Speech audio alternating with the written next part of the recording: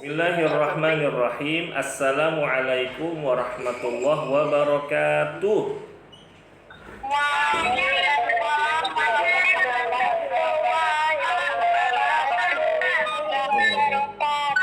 Masya Allah, Masya Allah, Masya Allah. Ramai sekali nih, Alhamdulillah. Adik-adik yang Kak Vicky muliakan dan Kak Vicky sayangi karena Allah Subhanahu wa Ta'ala, alhamdulillah pada hari ini kita ketemu lagi ya. Hari ini kita akan sama-sama belajar rukun iman. Rukun iman ada berapa adik-adik? Ada 6. Yang pertama, beriman kepada Allah. Yang kedua, beriman kepada para malaikat. Yang ketiga, beriman kepada kitab-kitab. Yang keempat, beriman kepada para nabi dan rasul. Yang kelima, beriman kepada hari akhir. Waalaikumsalam. Dan yang keenam adalah beriman kepada takdir baik dan takdir buruk ya. Nah, sekarang adik-adik kita masih membahas rukun iman yang keberapa ngomong-ngomong nih? Yang kelima. Masya Allah, beriman kepada hari akhir. Dan kita sekarang melanjutkan tema tanda-tanda kiamat besar. Nah, adik-adik rahimakumullah, di sini Kak Vicky membawakan 3 judul. Yang pertama, tanda-tanda kiamat besar yang pertama adalah hilangnya ajaran Islam. Yang kedua, diangkatnya Al-Quran. Dan yang ketiga adalah dihancurkannya Ka'bah Al-Musyarrifah ya. Baik, adik-adik rahimakumullah, kita akan belajar poin yang pertama dulu, yaitu hilangnya ajaran Islam dan diangkatnya Al-Quran ya. Hilangnya ajaran Islam dan diangkatnya Al-Quran. Nah, adik-adik yang Kak Vicky muliakan, setelah kejadian keluarnya binatang yang bisa bicara ya, pada pertemuan yang lalu sudah kita pelajari adik-adik, yang binatang ini ditugaskan oleh Allah Subhanahu wa Ta'ala untuk memberikan tanda stempel. Tut. Ada yang masih ingat nggak kalau orang kafir dikasih stempelnya di bagian mana? Di hidung. Pinter. Kalau orang-orang beriman dikasih stempelnya di mana? Wajahnya bercahaya. Masya Allah. Berarti Kak Vicky kalau nanti mati lampu ya, dia nggak butuh listrik dong, kan wajahnya udah bercahaya terang. Bukan begitu adik-adik rahimakumullah ya. Maksudnya wajahnya itu enak dilihat, wajahnya itu memancarkan keimanan ya. Adik-adik, kita tuh bisa membedakan ya, bisa membedakan mana ya wajah-wajah orang yang apa? Wajah-wajah orang yang suka sholat dan wajah-wajah orang yang enggak suka sholat. Kalau wajah-wajah orang yang suka sholat adik-adik, wajahnya itu cerah, wajahnya itu bercahaya, wajahnya itu memancarkan keimanan. Tapi kalau misalkan orang yang nggak sholat, wajahnya apa adik-adik? Wajahnya hitam ya, terus wajahnya tuh murung terus begitu adik-adik. Terus wajahnya serem. Wajahnya serem adik-adik ya. Kalau orang nggak sholat, nah apalagi orang kafir nanti, ya dikasih tanda hidung sama binatang yang melata atau binatang yang sudah kita pelajari pada pertemuan yang lalu. Nah setelah kejadian itu adik-adik rahimakumullah, ya binatang tersebut pun kembali lagi ke tempatnya, ya kembali lagi kemana Kak Vicky? Di tempat dia keluar. Cuma Kak Vicky cari-cari nggak ada adik-adik. Dia keluar di mana, sarangnya di mana, rumahnya di mana. Soalnya Kak Vicky nggak kenal Pak RT-nya. Iya gitu adik-adik. Kak Vicky nggak dapet ya. Kak Vicky baca buku nggak ada ya. Nah berikutnya adik-adik rahimakumullah, setelah binatang ini sudah kembali pulang, sudah selesai tugasnya, kemudian Islam pun perlahan mulai pudar dan hilang sedikit demi sedikit. Sebelumnya Alexa coba dinonaktifkan dulu nak mikrofonnya. Nah jazakillah khairan. Kebanyakan adik-adik rahimakumullah, orang-orang yang beriman yang sudah dikasih stempel wajahnya bercahaya itu, mereka kebanyakan meninggal adik-adik. Ya, dan yang tersisa di antara mereka itu sedikit sekali. Dan setelah akhir zaman, yang tersisa hanyalah orang-orang beriman yang imannya tuh tipis banget, imannya tuh lemah sekali, sehingga adik-adik rahimakumullah mereka tidak mengerjakan sholat. Mereka nggak sholat, mereka juga enggak berpuasa, ya, dan juga mereka enggak mau bayar zakat. Dan mereka juga tidak menunaikan ibadah haji atau ibadah umroh. Dan yang banyak terjadi adik-adik, orang-orang di zaman itu tidak mengamalkan ajaran Islam. Contoh ajaran Islam yang mudah apa? Menyebarkan salam, assalamualaikum, waalaikumsalam. Terus apalagi? Ajaran Islam menutup aurat, laki-laki ditutup auratnya, perempuan pakai jilbabnya. Mereka tidak mengerjakan.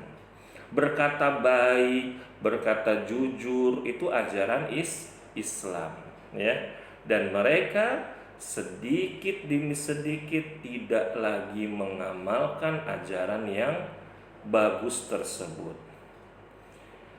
Nah, adik-adik yang Kak Vicky muliakan, Kak Vicky di sini membawakan beberapa hadis.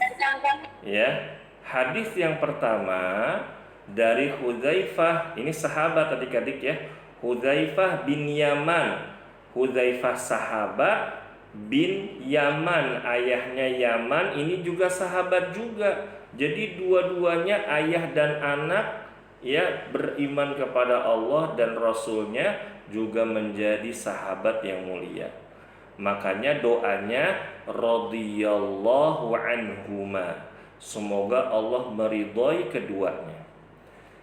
Hudzaifah berkata, Nabi Muhammad sallallahu alaihi wasallam bersabda, Islam akan menjadi usang seperti usangnya tenunan kain, sehingga tidak diketahui apa itu puasa, apa itu sholat, apa itu haji, dan apa itu sedekah. Yang tersisa pada manusia dari kalangan orang-orang beriman adalah kakek-kakek dan nenek-nenek yang sudah lemah, yang mereka sudah lanjut usia adik-adik.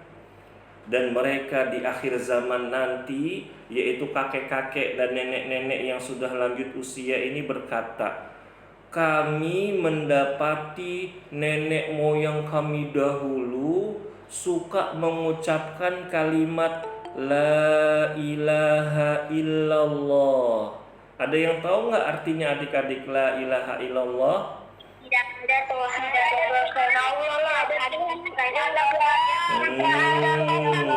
Allah. Masya Allah, Alhamdulillah, tidak ada Tuhan yang berhak disembah kecuali Allah Subhanahu wa Ta'ala.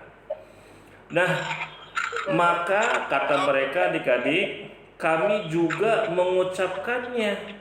Kami dengar mereka suka bilang La ilaha illallah, kami juga mengucapkannya. Lalu Nabi Shallallahu Alaihi Wasallam bersabda kepada Hudzaifah, wahai Hudzaifah, apa makna kalimat ini menurutmu? Maka Hudzaifah ketika ditanya oleh Rasulullah nggak jawab adik-adik, ya. Dan akhirnya Rasulullah pun kembali bertanya lagi, hingga akhirnya yang ketiga kali Rasulullah Shallallahu Alaihi Wasallam bersabda, kalimat tersebut bisa menyelamatkan mereka dari neraka. Hadis riwayat Ibnu Majah. Lalu hadis yang lain masih dari sahabat Hudzaifah bin Yaman radhiyallahu anhuma, beliau berkata, Rasulullah Shallallahu Alaihi Wasallam bersabda, Islam akan usang seperti usangnya tenunan kain. Kak Fikih, usang itu apa sih?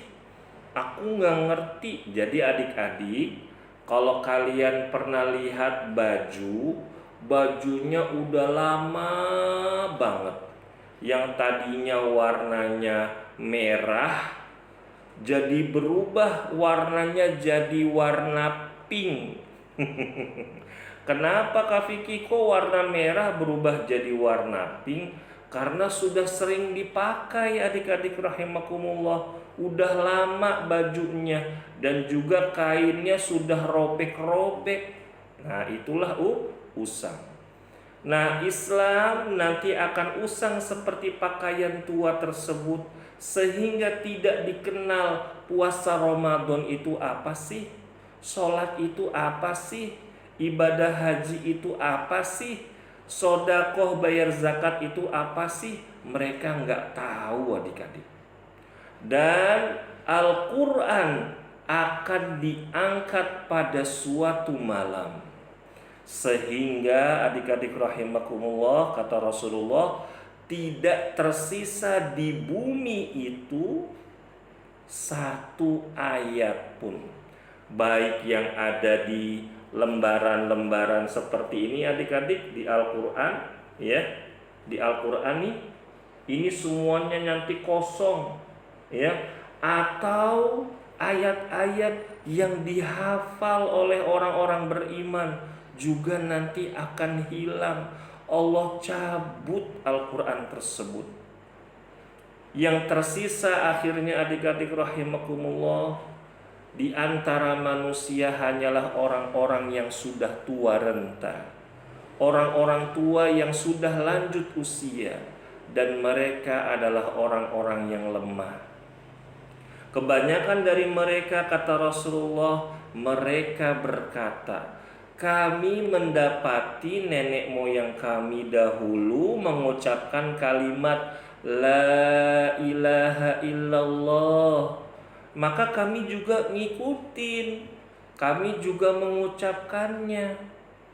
Nah, hadis riwayat Ibnu Majah dan Al-Hakim. Nah, berikutnya adik-adik rahimakumullah, di hadis yang diriwayatkan oleh Ad-Dailami dari sahabat Abdullah bin Umar. Abdullah bin Umar berarti ini anaknya siapa adik-adik? Anaknya Umar bin Khattab. Masya Allah, mumtaz, betul. Anaknya Umar bin Khattab. Abdullah bin Umar radhiyallahu anhuma berkata, Rasulullah Shallallahu Alaihi Wasallam bersabda, hari kiamat tidak akan terjadi sebelum Al-Quran kembali seperti ketika ia datang. Al-Quran berkumpul di sekitar arsy-Nya Allah seperti kerumunan lebah. Kemudian Allah berfirman kepada Al-Quran, "Wahai Al-Quran, ada apa denganmu?" Maka Al-Quran pun menjawab, "Darimu kami keluar dan kepadamu kami akan kembali." Aku, wahai Allah, dibaca tapi tidak diamalkan. Maka saat itu Al-Quran pun diangkat. Ya, begitu adik-adik. Adik-adik rahimakumullah, kalian harus tahu ya, Al-Quran itu bukan makhluk. Al-Quran itu firman Allah. Al-Quran itu kalamullah. Jadi Al-Quran itu bukan makhluk seperti kita. Ya, Al-Quran itu adalah perkataan Allah yang maha sempurna. Al-Quran itu wahyu yang Allah firmankan kepada malaikat Jibril. Malaikat Jibril menyampaikannya kepada Nabi Muhammad. Nabi Muhammad mengajarkannya kepada para sahabat, dan para sahabat mengajarkannya kepada seluruh umat manusia hingga kepada kita. Kalau kita baca Al-Quran, kita mendapatkan pahala. Dan Al-Quran itu adik-adik dimulai dari surat Al-Fatihah, diakhiri dengan surat An-Nas. Al-Quran ada berapa jumlah suratnya adik-adik? Ada yang tahu nggak? 114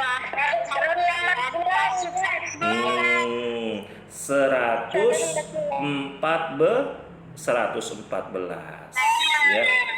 Kak Vicky mau tebak-tebakan surat apa yang ada di nomor urut yang keempat? Anissa. Wow, hebat, surat An-Nisa. Pinter, alhamdulillah. Satu lagi. Kalau surat An-Naba surat keberapa ya? Surat An-Naba 78. Pinter, surat An-Naba surat 78. Barakallahu fiik. Kalau surat Al-Falaq surat keberapa?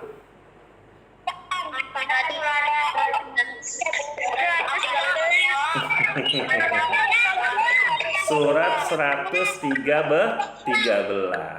Terus lagi adik-adik, kalau ada yang bilang Al-Quran itu makhluk, salah atau benar? Salah ya. Al-Quran itu makhluk atau firman Allah?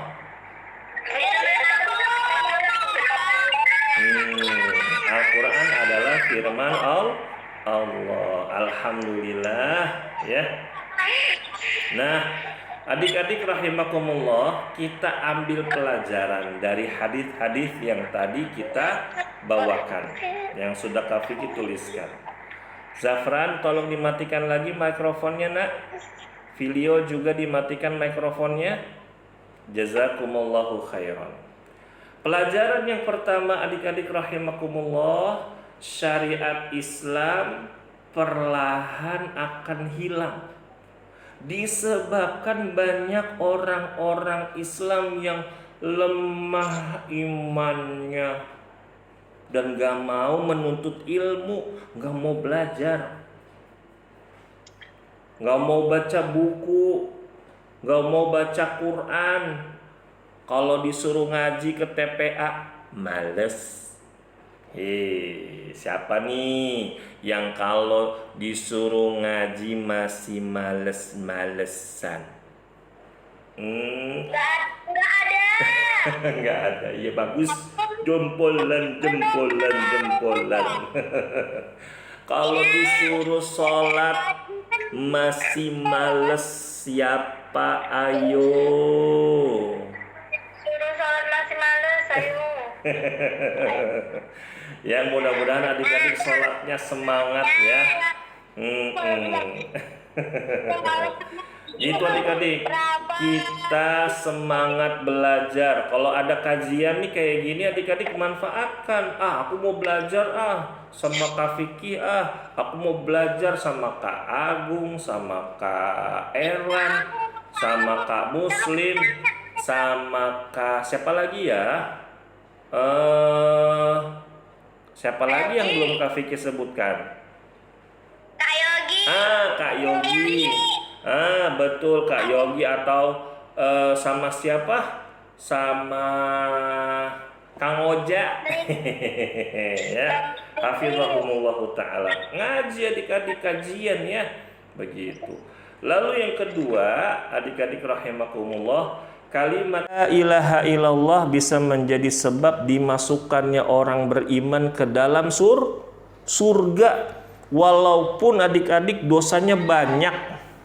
Kalau dia di dunia ya bertauhid, mengesahkan Allah, nggak berbuat syirik kepada Allah Subhanahu wa taala, dia nanti akan masuk surga. Lalu yang ketiga, Allah menurunkan Al-Qur'an sebagai pedoman atau petunjuk bagi orang-orang beriman. Tapi di akhir zaman nanti adik-adik, banyak orang-orang beriman yang sudah tidak lagi peduli dengan Al-Quran. Oleh karena itu Allah mengangkat kembali Al-Quran, baik itu yang tertulis maupun yang sudah dihafal oleh orang-orang beriman. Ya, baik Al-Qur'annya itu digital ataupun Al-Qur'an yang dicetak. Buktinya sekarang adik-adik, banyak sekali orang-orang yang nggak bisa baca Quran, ya, dan mereka biasa aja, nggak bisa baca Quran, biasa aja, biarin aja, aku nggak bisa baca Quran. Tapi giliran baca komik, baca novel, baca berita, baca koran, baca handphone, semangat adik-adik. Salah itu ya. Harus bisa baca Quran. Kalian tulis di kamar kalian pakai poster yang besar, aku harus bisa baca Quran. Sebelum aku lulus SD, aku harus bisa baca Quran. Aku harus hafal juz 30. Itu adik-adik ya. Semangat ya. Nah, alhamdulillah. Nah adik-adik, ya, inilah kira-kira penampakan gambar Al-Quran. Enggak ada tulisannya. Lembaran-lembarannya mah ada adik-adik, tapi tulisannya enggak ada. Coba siapa yang bisa baca tuh? Siapa yang bisa baca? Lihat ya.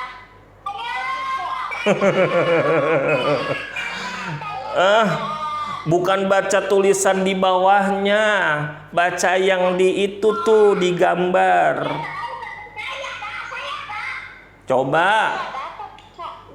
Itu mirip surat Al-Mulk sih, tapi bukan surat Al-Mulk. Iya. Adik-adik, orang kosong nggak ada ayatnya. Apa yang mau dibaca? Adik-adik rahimakumullah, Al-Quran akan diangkat oleh Allah. Mumpung sekarang Al-Quran masih ada, masih tertulis dengan jelas, yuk semangat belajar dan semangat membaca Al-Quran. Ajak Abi dan Umi juga ya. Abi dan Umi semangat baca Quran di rumah, biar adik-adik juga semangat baca Quran di rumah ya. Jangan bacain status orang terus yang rajin, tapi Al-Quran nggak dibaca, Al-Quran nggak dipelajarin, Al-Quran cuma dipajang doang, nggak dibaca sampai berdebu ya. Nah adik-adik rahimakumullah, berikutnya dihancurkannya Ka'bah. Masa udah langsung ditanyain aja sama siapa, pelan-pelan dong Alexa. Nah, adik-adik rahimakumullah, peristiwa dihancurkannya Ka'bah terjadi setelah ajaran agama Islam perlahan menghilang dan Al-Quran sudah diangkat. Masjidil Haram yang sudah kita kenal sekarang ini adik-adik, yang rame banget, nggak pernah berhenti orang sholat, orang tawaf, orang baca Quran, orang sa'i, nggak berhenti 24 jam. Di akhir zaman nggak dikunjungin lagi, ya, dan tidak lagi dipakai untuk beribadah. Karena apa? Karena orang-orang sudah tidak peduli lagi adik-adik. Sudah tidak ada lagi orang yang sholat di Masjidil Haram. Sudah tidak ada lagi orang-orang yang umroh yang baca labbaik Allahumma labbaik, labbaik la syarika laka labbaik, innal hamda wan ni'mata laka wal mulk la syarika lak. Nggak ada lagi yang kayak begitu adik-adik. Nggak ada lagi suara adzan Allahu Akbar, Allahu Akbar. Udah nggak ada lagi.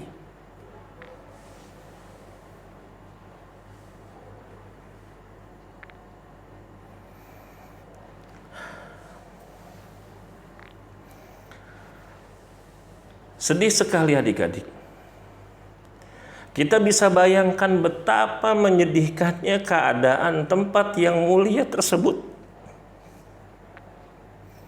di akhir zaman nanti. Jangankan akhir zaman adik-adik rahimakumullah. Ketika awal-awal pandemi kemarin adik-adik, ketika lagi Covid, baru ada tuh Covid-19, Masjidil Haram sempat kosong beberapa waktu. Dan kejadian itu sudah membuat hati orang-orang beriman pun sedih. Ya. Orang di televisi kita lihat Ka'bah, lalu Masjidil Haram selalu penuh dengan orang-orang beribadah, ya, tiba-tiba kosong. Bahkan banyak orang-orang beriman yang menangis melihat Masjidil Haram kosong di saat itu. Nah, ini bandingkan dua gambar ini adik-adik rahimakumullah. Ya, gambar yang pertama yang di sebelah kiri ini gambar ketika Masjidil Haram dipenuhi sesak oleh banyak orang. Orang sholat di situ, orang baca Quran, umroh, haji, tiba-tiba Masjidil Haram kosong. Nggak ada orang yang lewat, kecuali polisi, kecuali para pekerja yang bersih-bersih adik-adik. Ya, begitu. Nah, berikutnya adik-adik, kalian pasti bertanya-tanya ya, siapa sih orangnya yang menghancurkan Ka'bah?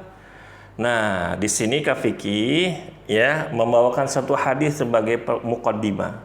Dari Abu Sa'id Al-Khudri radhiyallahu anhu, beliau meriwayatkan bahwa Nabi Muhammad sallallahu alaihi wasallam bersabda, hari kiamat tidak akan terjadi hingga Masjidil Haram tidak lagi digunakan untuk ibadah haji. Hadis riwayat Al-Hakim dan Abu Ya'la. Jadi adik-adik rahimakumullah, keadaan ketika itu benar-benar orang-orang jauh dari Allah. Orang-orang gak kenal Allah. Orang-orang gak kenal siapa yang menciptakan alam semesta ini. Mereka jauh dari ilmu. Mereka gak beribadah. Mereka tidak mengerjakan amal soleh. Ya. Nah, muncul deh tuh si Oyen. Emangnya siapa sih yang menghancurkan Ka'bah? Kalian tahu nggak siapa? Meong nanya nih. Ada yang tahu nggak? Nggak tahu. Nggak tahu ya adik-adik ya. Nah, adik-adik rahimakumullah. Pernah belajar di sekolah tapi aku udah lupa. Ini Kak Vicky bawakan hadisnya ya. Dari Abdullah bin Amr radhiyallahu anhu ya, beliau berkata, Rasulullah sallallahu alaihi wasallam bersabda, Ka'bah akan dihancurkan oleh Dzu Suwaiqatain. Siapa adik-adik? Namanya siapa?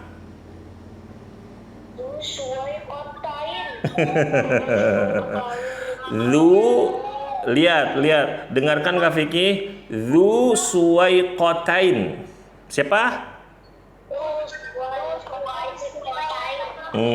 Bagus. Dzu Suwaiqatain. Yang berasal dari negeri Ethiopia, atau kalau orang Arab nyebutnya Habasyah adik-adik. Kalau kalian ngetik di Google Map Ethiopia nanti keluar tuh negaranya, ya. Nah, dia akan merampas perhiasan dan kiswah Ka'bah. Adik-adik kalian tahu nggak kiswah Ka'bah itu dibuat dari apa? Nggak tahu. Siapa tuh yang jawab tadi? Hebat ya. Kiswah Ka'bah itu dibuat dari kain sutra yang mahal. Ya, bahkan benangnya itu ada lapisan emasnya adik-adik. Ya. Dia akan merampas dan merobek kiswah Ka'bah. Dan kata Rasulullah, aku diperlihatkan oleh Allah, dia adalah seorang lelaki yang kepalanya botak, kakinya bengkok, dan dia menghancurkan Ka'bah dengan sekop dan cangkulnya. Hadis riwayat Ahmad. Adik-adik rahimakumullah, Dzu Suwaiqatain diriwayatkan menghancurkan Ka'bah sendirian. Ya, dia hancurin Ka'bah, dicongkel-congkel sama dia. Ya, begitu. Kakinya bengkok tuh adik-adik, bisa lihat gambarnya ya. Kakinya bengkok letter O gitu. Kepalanya botak, dia bawa cangkul sama bawa sekop. Ya, begitu. Caca pinter nanyanya. Nih, Kak Vicky kasih tahu nih. Tuh, tadi Caca nanya, Kak Vicky udah siapkan jawabannya. Kok Allah membiarkan Ka'bah dihancurkan oleh Dzu Suwaiqatain? Ya. Emangnya nggak ada yang belain Ka'bah, nggak ada yang jagain Ka'bah? Emang polisinya pada kemana? Emang orang-orang Islamnya pada kemana? Nah, adik-adik rahimakumullah, kata para ulama, itu karena Ka'bah hanyalah bangunan biasa yang disusun oleh batu biasa. Dan Ka'bah dibangun bukan untuk disembah. Jadi kalian adik-adik kalau misalkan lihat Ka'bah, itu kita sholat menghadap Ka'bah, bukan kita menyembah Ka'bah. Bukan. Kita sujud, kita ruku, kita sholat menghadap Ka'bah, itu karena itu diperintahkan oleh Allah. Menjadi simbol buat orang-orang Islam. Menjadi syiar bagi agama Allah. Dan adik-adik kalian perlu tahu, Ka'bah tidak bisa memberikan manfaat dan juga tidak bisa memberikan mudarat kepada siapapun. Dan juga Ka'bah bukan tempat Allah berada di dalam situ. Ya, jadi Ka'bah yang besar itu isinya bukan Allah adik-adik, bukan. Isinya kosong, nggak ada apa-apa. Ya. Tapi yang boleh masuk itu hanya orang-orang yang diizinkan oleh kerajaan Arab Saudi. Mudah-mudahan nanti Alexa bisa masuk ya ke dalam Ka'bah ya. Ya, tapi jangan bawa cilok ya. Apalagi kalau ngaji sambil makan. Nah, adik-adik rahimakumullah, Di akhir zaman Ka'bah pun tidak lagi menjadi pusat ibadah dan juga Ka'bah pun ditinggalkan. Wallahu a'lam. Nah, inilah adik-adik rahimakumullah pelajaran yang bisa Kak Fikri sampaikan. Mudah-mudahan bermanfaat untuk kita semuanya, ya. Nah, sampai di sini adik-adik rahimakumullah. Ini Afisa, tolong dinonaktifkan, nak. Kamu sedang membagikan layar. Nanti chatnya diketahui banyak orang. Afisa Zafira.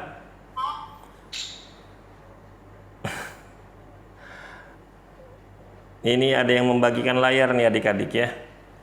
Nggak tahu siapa. Akunnya Afisa Zafira. Ini adik-adik penting ya. Kalau lagi ngaji, makanya kalian perhatikan pelajaran dengan baik. Jangan sambil main handphone. Makanya Kak Fikri juga suka mengingatkan agar ayah dan bunda menemani putra-putrinya kalau lagi ngaji. Ini bahaya nih. Kalau misalkan ada yang screenshot, ya. Masih bagikan layar nggak dia tuh? Masih Ustaz. Baik adik-adik, sampai di sini Kak Fikri buka tanya jawab. Ada yang mau nanya apa enggak? Iya, sebutkan namanya. Danar mau nanya apa? Yang kemarin ditanya. Apa ya? Danar nanya apa ya? Setelah diberi tanda, di situ terjadinya apa? Apa Danar? Mohon maaf, suaranya putus-putus. Setelah orang kafir sama orang mukmin diberi tanda, di situ terjadi apa? Nah, terjadinya yaitu Islam itu sudah mulai pudar, ya, sudah mulai tidak diamalkan, lalu Al-Quran diangkat, dan orang-orang kafir juga orang beriman kalau ketemu mereka saling menyapanya bukan namanya, tapi mereka menyapanya dengan panggilan keimanan. Wahai orang beriman, wahai orang kafir. Nah, begitu ya. Siapa lagi? Zaki mau nanya apa? Kan orang Islam kan ada diberi tanda tuh. Kan mereka yang keluar itu kan jadi beri tanda. Orang Islam semua udah diberi tanda. Orang yang kan Islam udah mulai pudar, cuma orang tua renta. Nah, orang-orang yang lain yang bukan orang tua renta, tandanya tuh mulai hilang atau enggak? Tandanya masih ada ya, karena tanda itu sifatnya permanen, ya. Jadi orang-orang yang diberikan tanda, ya, dari kalangan orang-orang beriman atau orang-orang kafir itu adalah orang-orang yang termasuk orang-orang terakhir, Zaki. Ya, orang-orang yang kemungkinan besar mereka itu terutama orang-orang kafir yang nanti akan merasakan pedihnya azab neraka. Ini Kak Fikri kembali mengingatkan ya, akun Afisa Zafira tolong di stop, bagikan layarnya, nak. Ini privasi orang tua kamu terlihat semua di sini. Ini mungkin untuk Bapak Ibu juga ya. Ini anak-anaknya tolong diawasi. Ini bahaya sekali nih kalau presentasi seperti ini. Ada lagi yang mau bertanya adik-adik? Alexa Ustaz. Iya, Alexa mau tanya apa? Sebenarnya Ka'bah boleh dimasukin nggak sih Ustaz? Oh. Orang tertentu yang boleh masuk. Iya. Bagus pertanyaannya Alexa. Alexa bertanya, ya adik-adik rahimakumullah, sebenarnya Ka'bah itu boleh masuk atau tidak sih? Jawabannya boleh. Tapi tidak semua orang boleh masuk ya Alexa. Itu hanya orang-orang tertentu saja yang boleh masuk di Ka'bah. Ya, karena kalau misalkan semuanya boleh masuk, itu bahaya sekali, nanti Ka'bah bisa hancur. Ya, Ka'bah bisa hancur dan nanti orang-orang rebutan. Kalau kalian pernah melihat orang-orang yang mereka mau nyium Hajar Aswad adik-adik, ya, mereka mau mencium Hajar Aswad, itu mereka rebutan, bahkan sampai saling melukai satu sama lain. Apalagi kalau misalkan pintu Ka'bah dibuka secara umum, ya, begitu. Ini berbahaya. Baik adik-adik, sudah adzan, mungkin hari ini cukup dulu, ya. Ya, hari ini cukup dulu karena sudah adzan, ya. Kita tutup kajian kita dengan membaca doa kafaratul majelis. Subhanakallahumma wa bihamdika asyhadu an la ilaha illa anta astaghfiruka wa atubu ilaik. Wassalamualaikum warahmatullahi wabarakatuh.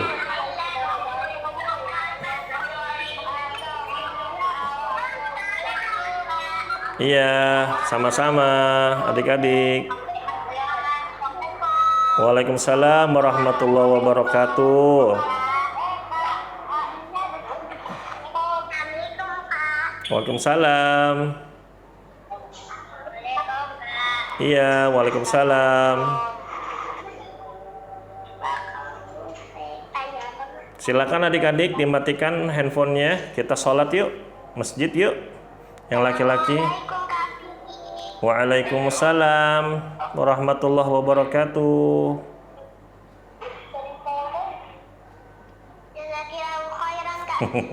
Wajazakillah khairan. Masya Allah, barakallahu fiik. Ayo Danar nggak sholat ke masjid? Assalamualaikum Waalaikumsalam Belvina. Jazakallahu khairan. Wajazakumullah khair.